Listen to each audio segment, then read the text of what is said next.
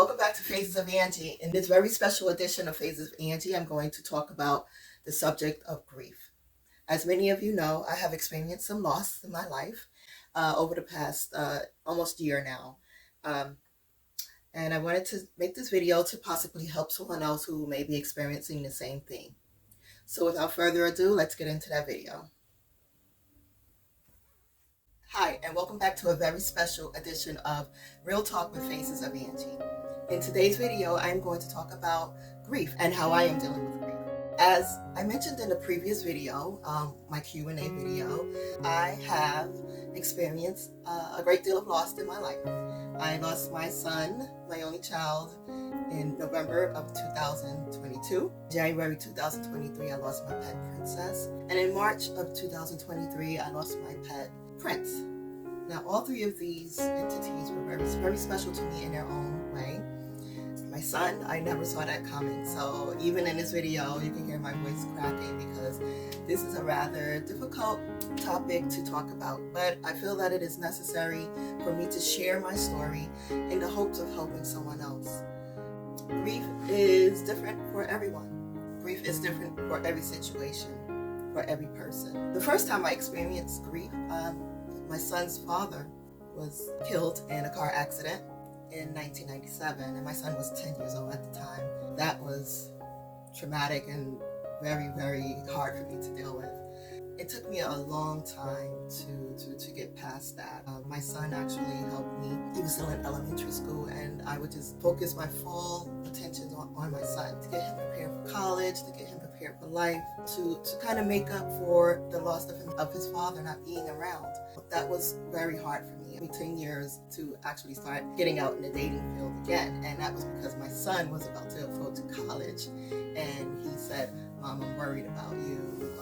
You should probably, start dating." So I was like, I didn't really want to date. But then I thought, you know what?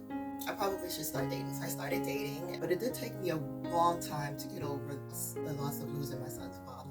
In 2013, I lost my dad. My dad was 92 years old. And I thought, he's lived a good life, and he lived a very long and successful and happy life. I was thinking to myself, it would probably be different. In the beginning, it was, I just kind of had to be strong for my mother and then for other family members. And so I dealt with that privately. So I didn't really kind of display any grief when my dad died. But in private moments, I would. And then when my son passed away, I thought to myself, why is this happening? I could not explain it. People would ask me, "Are you okay?" And I would say, yeah, I'm fine. I've been here before. I know how to deal with this. People that knew me the best would say, "Are you really okay?" Like they just knew. And you could either hear it in my voice, see it in my face, and they just knew. And, I thought I was okay. I really did. I thought I could deal with that. I had experienced the loss of my son's father, and I experienced the loss of my dad. To myself, thought I dealt with that to my ability, but my son, all of a sudden, after he passed, I think I would say about a week after he passed, I don't know, I fell into a depression. People, they always have kind words to say as far as, he's in a better place, he's not suffering anymore, and those are things I used to say to people too, or sometimes I just wouldn't say anything because I didn't know what to say. It's like, I don't know what to say that could make that person feel better, so I would just listen. But when you're going through that, for me going through that, it sounds good and it's cliche and it's probably the right thing to say, but for me is not helping at all because I can't call him, I can't hold him, I can't see him anymore. So that I thought the best thing for me to do was just think that he went away, far away, and he's abroad and he's not going to be back for a while. Time goes on and it's like, okay, that's not realistic because time has passed and that person is still not here. You can't call the person. I go into the store and I'll see his favorite food, like a Tombstone pizza. And I said, oh my goodness, let me call Guy. This is my first initial thought. Well, let me call Guy and tell him this pizza's on sale. But then, bam, can't call him because he's not around. Or I go into my voicemail and say, maybe I can get an old voicemail that he left me, and I go back into my phone and it's not there. So I say all of that to say that if you are experiencing grief, best thing that I can say is that time, it sounds cliche, but it's actually the truth. You will learn to accept it. You will learn to live with the fact of them not being here and knowing that they had a good life. I can only speak for myself. I gave my son the best life I could possibly give him, and I know he had a good life. So I have to think on those things and say, I did a good job and he lived a good life. And the reality of it all is, you know, we all have to go that way. Someday if we're born, we must die. I have to be very pragmatic about everything that has happened. I don't know if this is helping someone, and if it's not, I'm sorry. Trying to speak from my heart.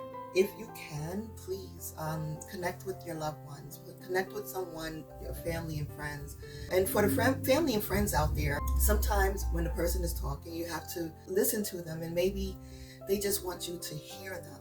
They may just want you to lend an ear and let them say what they have to say, because talking about things is going to help.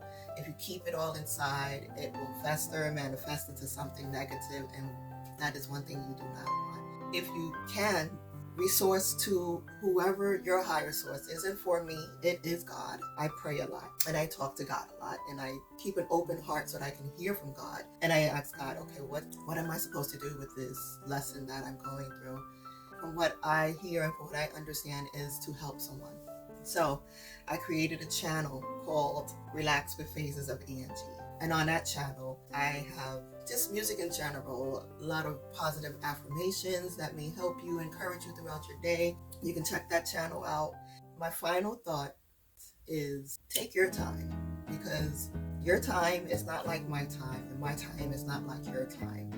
And every loss that you experience, it will be different. But for me, I have to say again, I pray, and I do look at my son's pictures. I look at my dogs. I look at Prince and Princess. I look at their videos. So I have videos of them on Phases of Angie too. So I still have memory of them, and I keep those memories in my heart, and that keeps me going. And I hope in some way that this video will help someone. I hope you are somewhat inspired by this video.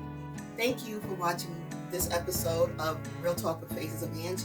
Please like, share, comment, and subscribe to my channel. Share this video with anyone you think that may benefit from this video. This is a very special video, and this may help someone with their mental health.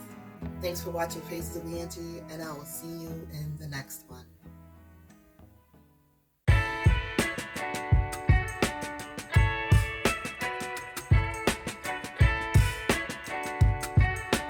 Happy birthday to you. Make a wish. Nah, I'm already working on it. It's already coming through. Ooh, I hear that. Ooh, yeah. Ooh. A toast to, a toast to good times and more good times in the future that we and may out